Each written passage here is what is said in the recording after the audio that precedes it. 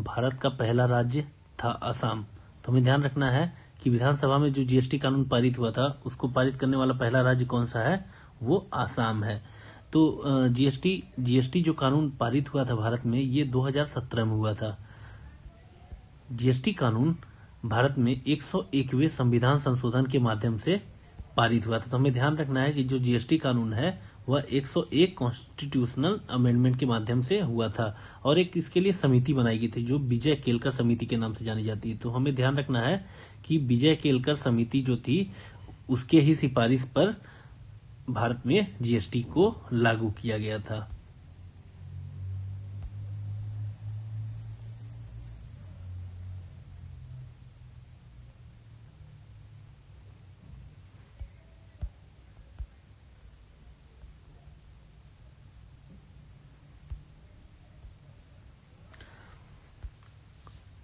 भारत में काष्ठ विज्ञान और प्रौद्योगिकी संस्थान कहाँ है? तो भारत में काष्ठ विज्ञान और प्रौद्योगिकी संस्थान बेंगलोर में है। तो हमें ध्यान रखना है कि भारत में काष्ठ विज्ञान और प्रौद्योगिकी संस्थान कहाँ है, तो बेंगलोर में है।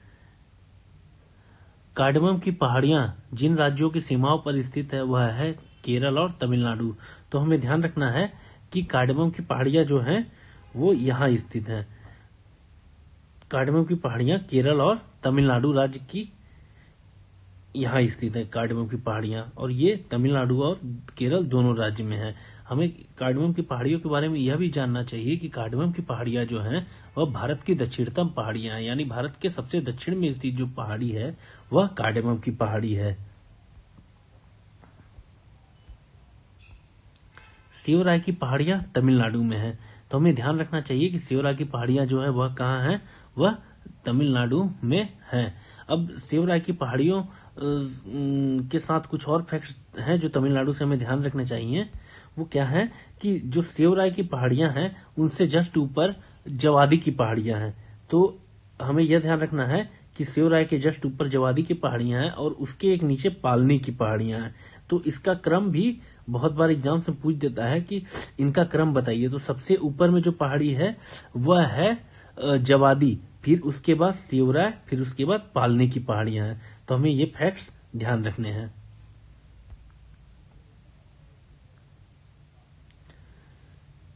भोपाल के सबसे पास जो नदी बहती है वह बेतवा नदी है। भारत में नेशनल साइंस डे कब मनाया जाता है? तो 29 अगस्त को मनाया जाता है। तो हमें ध्यान रखना है कि भारत में जो नेशनल साइंस डे कब मनाया जाता है, 29 अगस्त को। राज्य का राज्यपाल एक होता है तो वह संवैधानिक प्रमुख होता है। तो हमें ध्यान रखना है कि राज्य का राज्यपाल एक संवैधानिक प्रमुख होता है। महादेव पहाड़ियां भाग है, तो महादेव पहाड़ियां सतपुड़ा श्रेणी का भाग है। तो हमें ध्यान रखना है कि सतपुड़ा श्रेणी 3 पहाड़ियों से मिलकर बनती हैं। ये कौन कौन सी पहाड़ियां हैं? तो वह सतपुड़ा, महादेव और मैकाले रेंज। तो इन 3 से मिलके ही सतपुड़ा पहाड़ी का निर्माण होता है। तो हमें ध्यान रखना चाहिए कि सतपुड़ा, महादेव और मैकाले रेंज तीनों मिलके सतपुड़ा पहाड़ी का निर्माण करती है। सतपुड़ा पहाड़ी, मैकाले रेंज है जो वह छत्तीसगढ़ में भी थोड़ा बहुत जाती है। धूपगढ़ चोटी स्थित है सतपुड़ा रेंज में। धूपगढ़ चोटी सतपुड़ा पहाड़ी की सबसे ऊंची चोटी है। रामगिरी की पहाड़ियां स्थित है पूर्वी घाट या महेंद्रगिरी पर्वत पर। माउंट एवरेस्ट स्थित है नेपाल में। तो माउंट एवरेस्ट को नेपाल में क्या कहा जाता है? नेपाल में माउंट एवरेस्ट को सागर माथा कहा जाता है। तो हमें ध्यान रखना है कि माउंट एवरेस्ट को क्या कहा जा रहा है नेपाल में? सागर माथा। और माउंट एवरेस्ट पूरे वर्ल्ड का सबसे ऊंचा पीक है, सबसे हाईएस्ट पीक माउंट एवरेस्ट है, जो कि 8848 मीटर है।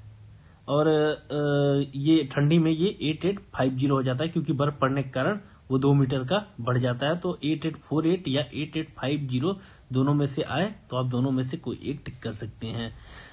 प्रथम भारतीय जो नारी थी जो एवरेस्ट का शिखर चढ़ने में सफलता प्राप्त की थी वह कौन थी? तो वह बछेंद्री पाल थी। तो हमें यह भी ध्यान रखना है कि पहली जो भारतीय महिला थी जो एवरेस्ट का शिखर पे चढ़ी थी उसका क्या नाम है? बछेंद्री पाल है।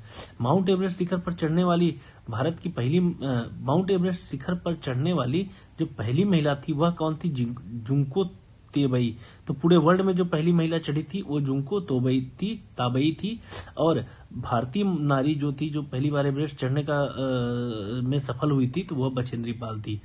2 बार माउंट एवरेस्ट पर विजय प्राप्त करने वाली भारतीय महिला कौन है? तो संतोष यादव है। तो हमें यह भी ध्यान रखना है कि 2 बार माउंट एवरेस्ट पर विजय प्राप्त करने वाली महिला कौन है? वह संतोष यादव है।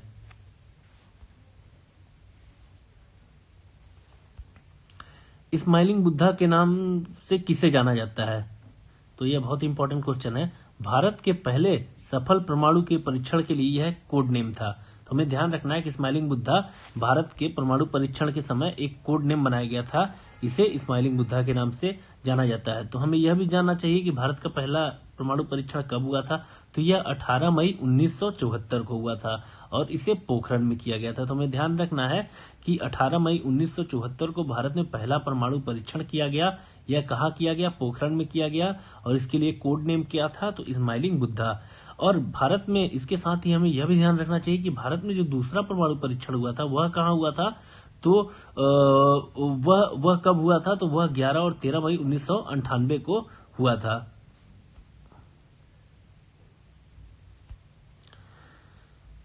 अशोक चक्र में कितनी तीलियां होती हैं? तो अशोक चक्र में 24 तीलियां हैं। इन 24 के 24 तीलियों का अपना महत्व है। हर एक तीली का एक विशेष मतलब होता है। 24 तीलियों का अर्थ समझाया गया है। सम्राट अशोक के समय बहुत सी शिलालेखों पर प्राय यह एक चक्र पहिया बना हुआ होता था, इसे अशोक चक्र कहते थे। यह चक्र धर्म चक्र का प्रतीक होता था। अशोक चक्र नीला ही क्यों होता है? तो नीला रंग आकाश, महासागर और सार्वभौमिक सत्य को दर्शाता है। तो हमें ध्यान रखना है कि नीला रंग जो है वह आकाश का भी है, वह महासागर का भी है और यह एक सार्वभौमिक सत्य को दर्शाता है। इसीलिए इस नीले रंग को राष्ट्रीय ध्वज में सफेद पट्टी के केंद्र में जगह मिली है।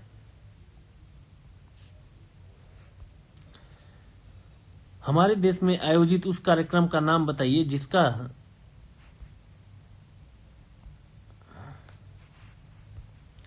हमारे देश में आयोजित उस कार्यक्रम का नाम क्या है जिसका लक्ष्य प्राथमिक विद्यालयों में न्यूनतम आवश्यकताएं उपलब्ध कराना है?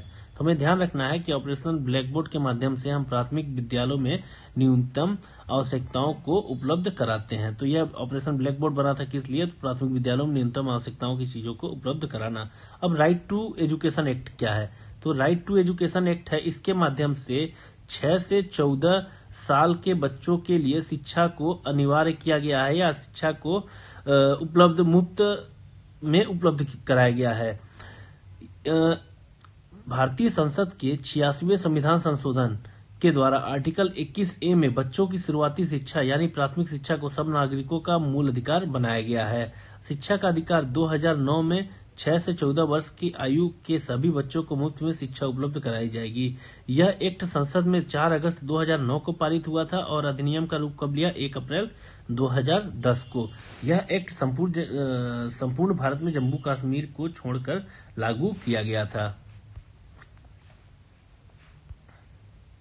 Highest peak in Vindhya range. Vindhya range की सबसे ऊंची चोटी कौन सी है? तो सद्भावना चोटी है। कौन सी नदी रीवा में पूर्वा झरने पे का निर्माण करती है? तो वो तमसा नदी है। तो हमें ध्यान रखना है कि पूर्वा झरना किस नदी पे है? तो वो तमसा नदी पे है। दुग्धधारा अनूपपुर में है, नर्मदा नदी पे है। दुग्धधारा कहाँ है? तो वह अनूपपुर में है, नर्मदा नदी पे है। तो हमें ध्यान रखना है कि दुग्धधारा अनूपपुर में है, नर्मदा नदी पे। मंदार कहाँ है? तो वह भी नर्मदा नदी पे है, खंडवा में है।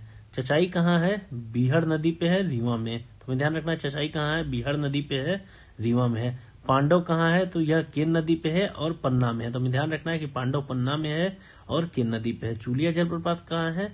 तो यह चंबल नदी पे है, कोटा में है। तो हमें ध्यान रखना है कि चूलिया जलप्रपात कोटा में है और चंबल नदी पे है। राहतगढ़ सागर में है, बेतवा नदी पे है। तो हमें ध्यान रखना है कि राहतगढ़ कहाँ है? सागर में है और किस नदी पे है? बेतवा पे है। झाड़ीदा यह इंदौर में है और चंबल नदी पे है। तो हमें ध्यान रखना है झाड़ीदा कहाँ है? यह इंदौर में है और चंबल नदी पे है। भालकुंड सागर में है। डचेस पंचमढ़ी में है। कपिलधारा नर्मदा नदी पे है, अनूपपुर में है। सहस्त्रधारा नर्मदा नदी पे है, महेश्वर में है। उदयगिरी की पहाड़ियां कहाँ स्थित हैं? तो उदयगिरी की पहाड़ियां भुवनेश्वर, उड़ीसा में स्थित हैं। पहला सीएम मध्य प्रदेश का कौन था? तो रविशंकर शुक्ल जी थे। तो हमें ध्यान रखना है कि मध्य प्रदेश के पहले सीएम कौन थे? तो रविशंकर शुक्ल जी थे। तो आइए देखते हैं कुछ मध्य प्रदेश में और जो व्यक्ति जो प्रथम रहे हैं। तो पहले सीएम रविशंकर शुक्ल, पहले राज्यपाल सीतारमैया जी, पट्टाभी सीतारमैया जी, पहले न्यायाधीश हिदायतुल्ला जी जो आगे चल के सुप्रीम कोर्ट के चीफ जस्टिस बने, प्रथम विधानसभा अध्यक्ष कुंजीलाल दुबे, प्रथम महिला राज्यपाल सुश्री सरला अग्रवाल, प्रथम महिला मुख्यमंत्री उमा भारती, प्रथम मुख्य सचिव एच.एस. कामत, प्रथम विधानसभा उपाध्यक्ष विष्णु विनायक सरवटे, प्रथम विपक्ष का नेता विष्णुनाथ तामस्कर, प्रथम महिला न्यायाधीश श्रीमती सरोजना सक्सेना, प्रथम गैर कांग्रेसी मुख्यमंत्री कैलाश जोशी, प्रथम पुलिस महानिरीक्षक बीजी घाटे, प्रथम पुलिस महानिदेशक बीपी दुबे, प्रथम महिला मुख्य सचिव निर्मला बुच, प्रथम महाधिवक्ता श्रीएम अधिकारी, प्रथम वित्त आयोग के अध्यक्ष शीतला सहाय, प्रथम निर्वाचन आयुक्त एनवी लोहानी, प्रथम सूचना आयुक्त टीएन श्रीवास्तव, प्रथम लोकायुक्त बीपी दीक्षित, प्रथम राज्य योजना मंडल के अध्यक्ष प्रकाश चंद्र सेठी, प्रथम राज्य योजना मंडल के उपाध्यक्ष दयाशंकर नाग। तो हमें इसको 2-4-10 बार रीडिंग लगानी है तो हमें ये याद हो जाएगा। बहुत इंपॉर्टेंट फैक्ट्स है ये, आपको 100% किसी न किसी एग्जाम में मिलेंगे। और अभी जो एग्जाम होने वाले हैं एमपी में, उनके किसी न किसी सेशन में किसी न किसी डेट के एग्जाम में 200% यहाँ से कोई ना कोई क्वेश्चन आएगा। तो हमें इनको ध्यान रखना है। भारत की जनसंख्या का क्षेत्रफल टोटल कितना है? तो टोटल वर्ल्ड की जनसंख्या भारत का क्षेत्रफल संसार के क्षेत्रफल का 2.4% है। तो हमें ध्यान रखना है कि भारत का क्षेत्रफल वर्ल्ड के क्षेत्रफल का कितना है? 2.4%। एच पर 2011 सेंसस हमें ध्यान रखना है कि भारत की जनसंख्या 17.5% थी। अब भारत का विस्तार देखते हैं।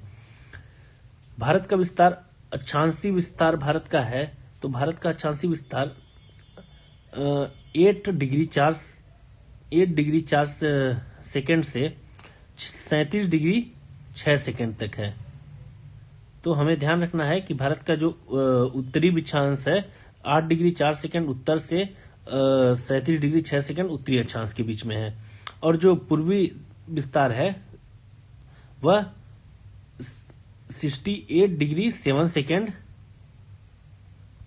से 97 डिग्री 25 सेकेंड के बीच में है। तो हमें ध्यान रखना है कि भारत 68 डिग्री 7 सेकेंड से 97 डिग्री 25 सेकेंड पूर्वी देशांतर के बीच में, और 8 डिग्री 4 सेकेंड से 37 डिग्री 6 सेकेंड उत्तरी अक्षांश के बीच में है। तो हमें ध्यान रखना है कि भारत का क्या स्थिति है वर्ल्ड में। तो भारत की स्थिति है ऐसा कि 8 डिग्री 4 सेकेंड से 37 डिग्री 6 सेकेंड उत्तरी अक्षांश के बीच में है, और 68 डिग्री 7 सेकेंड से 97 डिग्री 25 सेकेंड पूर्वी देशांतर के बीच में है। तो हमें यह ध्यान रखना है। और टोटल जो ये लेंथ है वो 32-14 किलोमीटर है। उत्तर से दक्षिण जो लेंथ है वो 32-14 किलोमीटर है। कर्क रेखा किन राज्यों से होकर गुजरती है? तो कर्क रेखा 8 राज्यों से होकर गुजरती है। गुजरात, राजस्थान, मध्य प्रदेश, इधर से कर्क रेखा जाती है। तो गुजरात, राजस्थान, मध्य प्रदेश, झारखंड, छत्तीसगढ़, पश्चिम बंगाल, इधर त्रिपुरा और मिजोरम से चली जाती है। तो ध्यान रखना है गुजरात, मध्य प्रदेश, इधर हल्का सा राजस्थान टच हो जाएगा, इधर फिर छत्तीसगढ़, फिर झारखंड, फिर पश्चिम बंगाल, फिर इधर त्रिपुरा, फिर इधर मिजोरम। तो हमें ध्यान रखना है कि 8 राज्यों से होकर गुजरता है। किन किन राज्यों से होकर गुजरता है? तो ये वो राज्य हैं। हमें इनको 1-2 बार पढ़ लेंगे, थोड़ा मैप में देख लेंगे तो आपको ध्यान हो जाएगा। गुजरात में सबसे पश्चिमी गांव और अरुणाचल प्रदेश के सबसे पूर्वी छोर पर स्थित वाले उनके समय में कितने घंटे का अंतर है? 2 घंटे का अंतर है। तो यहां से यहां तक का जो टाइम डिफरेंस है वो 2 घंटे का। इसका एक कैलकुलेशन होता है, उसको हम आगे चल के डिस्कस करेंगे। बाकी अभी आप ध्यान रखना कि पूर्व से पश्चिम के बीच में टाइम डिफरेंस कितना है? तो वह है 2 घंटे का।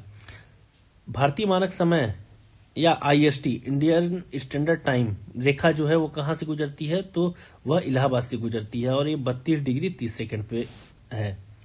इंडियन स्टैंडर्ड टाइम और जीएमटी, ग्रीनविच माध्य टाइम के बीच में कितना डिफरेंस है? तो 5.5 घंटे का डिफरेंस है। तो हमें ध्यान रखना है कि आईएसटी और जीएमटी के बीच में कितना डिफरेंस है? तो 5.5 घंटे का है।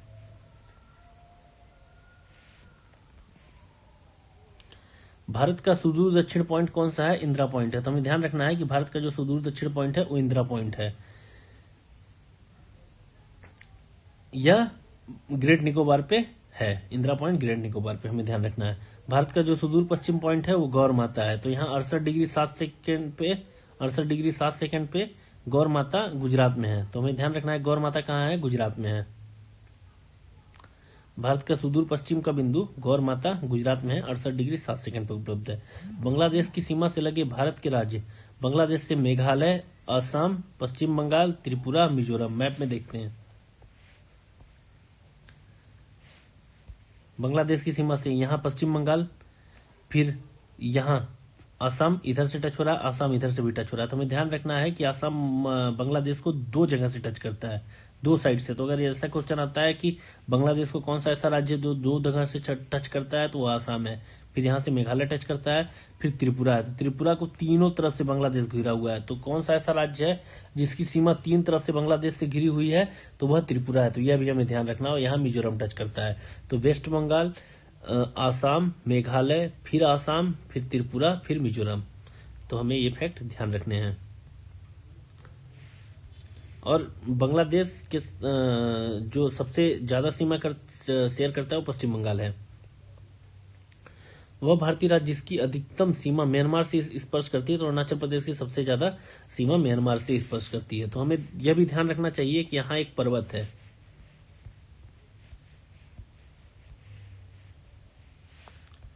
यहाँ एक पर्वत है अराकामा पर्वत, अराकाम पर्वत। ये भारत और म्यांमार की सीमा को निर्धारित करती है। पाकिस्तान से सीमा बनाने वाले भारतीय राज्य हैं पंजाब, जम्मू कश्मीर, राजस्थान, गुजरात।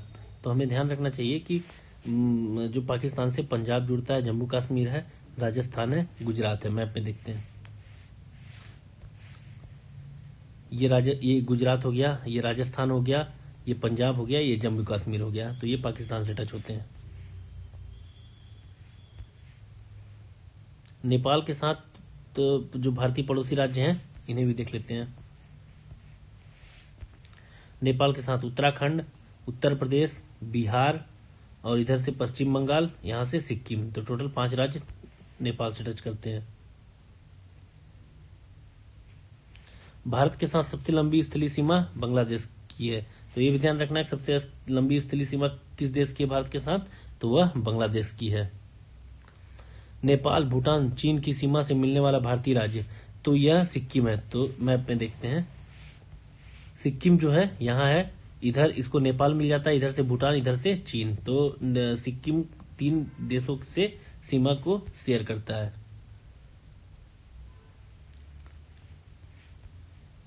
सिक्किम 3 तरफ से अंतर्राष्ट्रीय सीमाओं से घिरा हुआ भारतीय राज्य है। भारतीय उपमहाद्वीप एक विशाल भूखंड का भाग था जिसे गोंडवाना लैंड कहते हैं। तो हमें ध्यान रखना है कि भारतीय उपमहाद्वीप एक विशाल भूखंड का भाग था जिसे गोंडवाना लैंड कहते हैं। केरल का कट्टानाड या कट्टूनाडु किस लिए प्रसिद्ध है, तो इसे धान का कटोरा कहा जाता है। यहाँ धान का बहुत ज्यादा प्रोडक्शन होता है।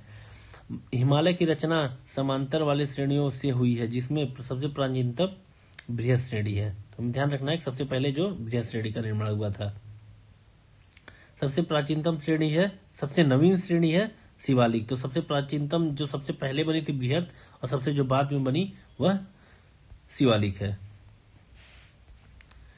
हिमालय में पूर्व से पश्चिम की ओर पर्वत शिखरों का सही क्रम है।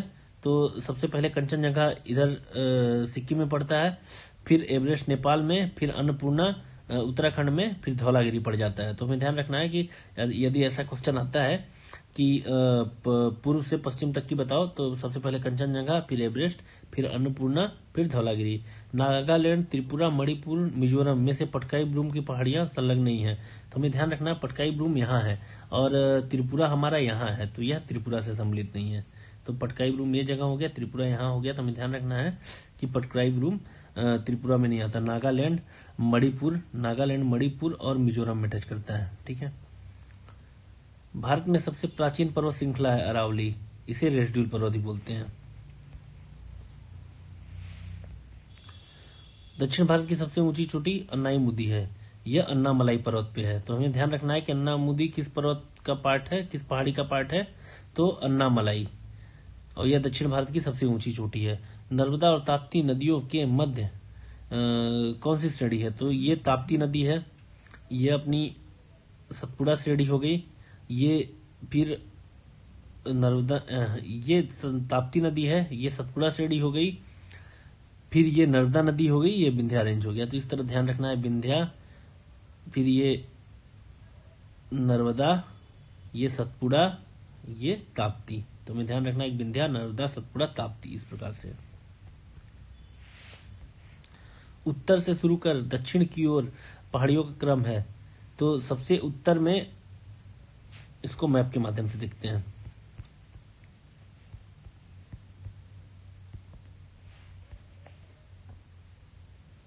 सबसे पहले नल्ला मलाई पड़ेगा, फिर पेलाकोंडा, फिर जवादी, फिर सेवराय, फिर इधर नीलगिरी पहाड़ियां हैं, फिर नीलगिरी की सबसे ऊंची चोटी होगी दादा बेटा, फिर अन्नामुदी है, फिर इधर कार्डेमम की पहाड़ियां हैं। तो हमें ध्यान रखना है इसको कि सबसे उत्तर में कौन सी है, नल्ला मलाई है, जो कि आंध्र प्रदेश प्लस तेलंगाना में पड़ता है, और फिर पेलाकोंडा है, फिर जवादी है, फिर सेवराय है, फिर नीलगिरी है, फिर अन्नामुदी है, फिर कार्डेमम की पहाड़ियां हैं। तो इस प्रकार हमको एक क्रम ध्यान रखना है। नीलगिरी की सबसे ऊंची चोटी कौन सी है, तो दादा बेटा है।